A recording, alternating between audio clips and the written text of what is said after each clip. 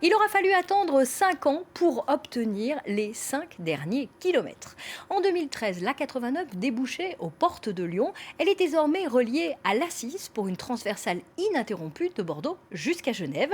Les premiers automobilistes ont pu emprunter le tronçon il y a quelques heures. Nous retrouvons sur place Yannick Cusy. Bonjour Yannick, alors le moment est historique. Oui, Sandra, on peut dire historique, en tout cas pour les gens qui ont l'habitude de rouler ici et qui longtemps ont attendu cette ouverture. Alors oui, ça se passe là. L'essentiel de ce raccordement, c'est ici. D'ailleurs, on passe là sur un viaduc tout neuf qui permet de rejoindre l'A6 directement. Effectivement, c'est beaucoup plus fluide, surtout aujourd'hui. On verra en semaine, quand les gens emprunteront cet axe pour aller travailler, ce sera la même chose. Mais sachez que quand même, ces travaux ont duré en tout 22 mois. 22 mois pour faire une jonction avec ce viaduc de 220 mètres de long. Pourquoi 22 mois? Parce qu'il y avait des petites complications techniques. C'était pas si simple, comme nous l'a expliqué ce matin le directeur de l'APRR qui a créé ce raccordement. Il s'agit de monsieur Frédéric Dune, écoutez-le. On devait modifier en fait deux ex-routes nationales, l'ex-RN7, l'ex-RN489, les passer au format autoroutier.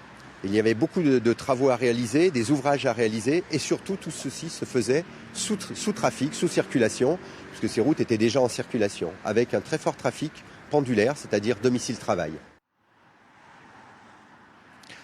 Donc maintenant ce raccordement est ouvert, je vous l'ai dit, la circulation est beaucoup plus fluide et de fait, vous l'avez dit, c'est la transeuropéenne, hein, vous le savez, c'est la seule autoroute transversale de France, elle va être beaucoup plus empruntée, on devrait passer de 50 000 à 65 000 véhicules en moyenne. Une question aussi qui se pose évidemment, c'est l'argent toujours dans ces cas-là, parce qu'on se demande si on va payer un petit peu plus, si le péage va augmenter par exemple, eh bien pas du tout.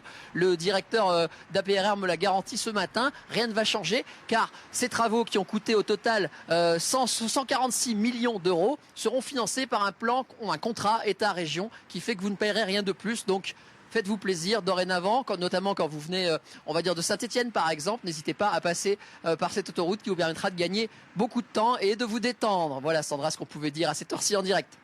Merci Yannick.